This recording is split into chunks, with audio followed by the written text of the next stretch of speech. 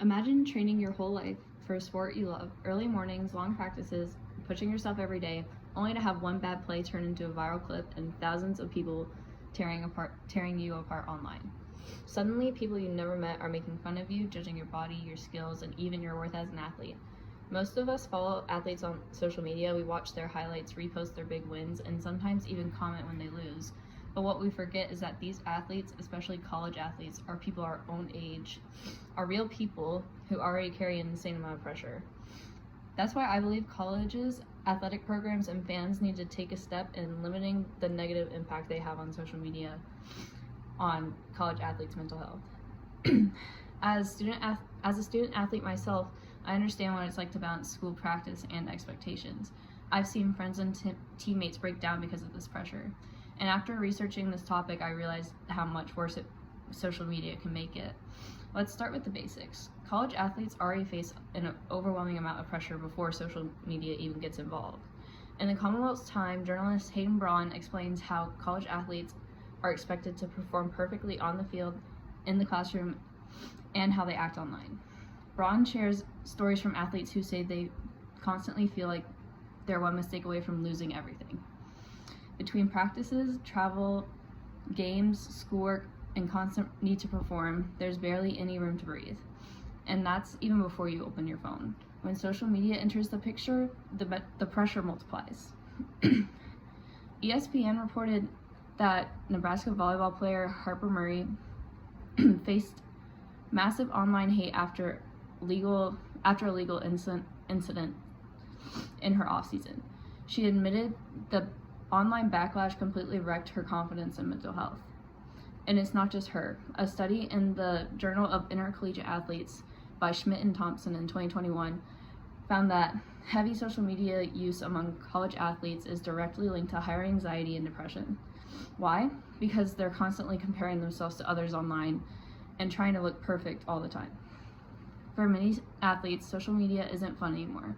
It's a constant reminder that people are always watching and judging them and ready to criticize. Now, some people say that social media isn't all that bad.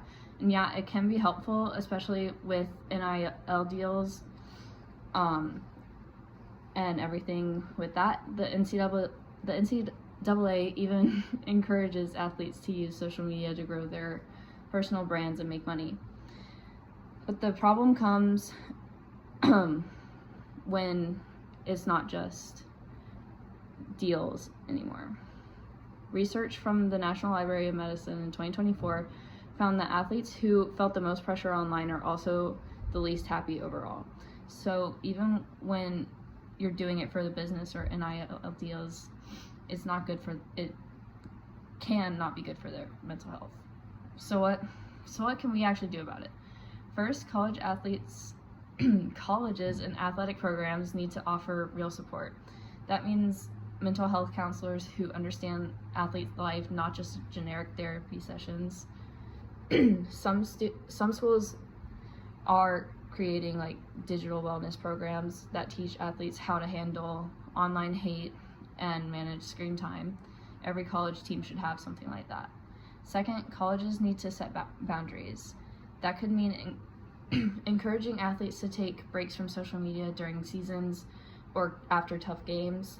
A short digital break can make a huge difference in what an athlete feels and sees online. And third, as fans and people who consume the content online, we need to do better. Before you post a joke or comment about something that happened on the athlete's game, think about how it would feel if you had thousands of people commenting on something you did wrong, tearing you apart. College athletes already carry enough pressure on their backs. Social media only adds more expectations, more judgment, and more mental strain. Colleges, athletic programs, and fans all have the power to make a difference.